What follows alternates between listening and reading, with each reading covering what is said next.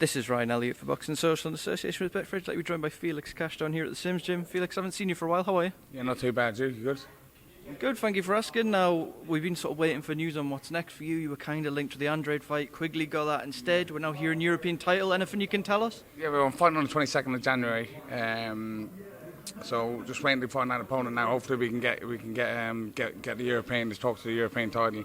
If not, it'll be in with like a fringe world level opponent, or world level opponent. So we're just waiting to hear now, waiting to find out. But hopefully we'll get the European. This Signani fight's been talked about for a while for you, as I mentioned. Are you kind of confident at this point it will happen? Well, you never know in boxing, do you? Because it's been a couple of years now this has been going on. So. But obviously I could have got the fight last time, but obviously chose to get the British. So obviously I never won that yet, but I won that now. I've won the British, and it's time to move on and get my hands on, move up in the opposition and get my hands on some more of these belts. Regardless of whether it's a European title or not, is it just important that this next fight is preparation for world level? Yeah, definitely, 100%. I want to, by the end of next year, I definitely want to be, in a position to fight for a world title, or have a world title, organised, or fight for a world title. So by the end of next year, otherwise, I think it's next year would be a bit of a letdown. Just to go back, Felix, when Andrej was looking for an opponent, Eddie Hearn kept telling us it could be Quigley, it could be Cash. How close were you to getting that fight? Was there anything you knew? The fight was close. It was between me and Quigley. I think Quigley got it because he's a bit more known over in the States. But I said yeah. I jumped at that fight straight away, and I said yeah, I'll have that fight 100%. So, Quigley got it, and that's the way it goes sometimes. And I knew roughly what. No disrespect to Quigley, but I knew that was on the cards for him anyway. So, but he went in and done his best, and that's all you can do. But I definitely think I'm a level above Quigley, and I would have definitely done a better job there. Just to go back to that, you said you knew it was on the cards. Did you expect it to be that quick? I thought Quigley would have avoided him a bit longer than what he did. But listen, I knew it was on the cards. I thought it'd be inside 6, but he got him out of a little bit earlier.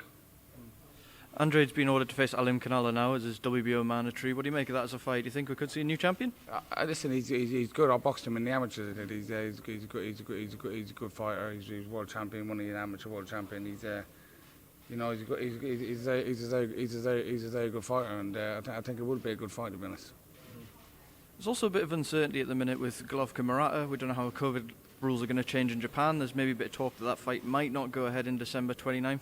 If either of them end up looking for an opponent later in the year or next year, is that something you throw your hat in the ring for? Yeah, 100%. Any of these big names, the big fight comes up, and and they get in the ring with them sort of guys, I'll jump at one of them opportunities. If that fight does go ahead in Japan, December 29th, who do you think wins and how?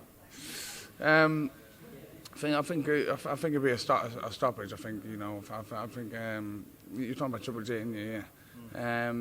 I think it all depends what Triple G's got left. He's getting on a good bit now. He's been inactive. He ain't boxed for a couple of years now, I think, is he? So we'll have to see how he turns up, and how Triple G back a few years ago. I'll definitely go with Triple G. You know what I mean? But he's been inactive, and he, like you say, the years are rolling by, and we'll see what he brings to the table when the fight kicks off. We'll see if he's still as good as he was.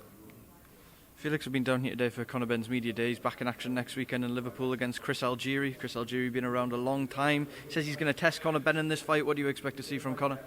Listen, Conor's looking in unbelievable good shape in the gym. I've been watching him do his runs, and that. I think he's doing better times than he's ever done. And I think Conor will do a job and look good. You can do a job with him and look good doing it.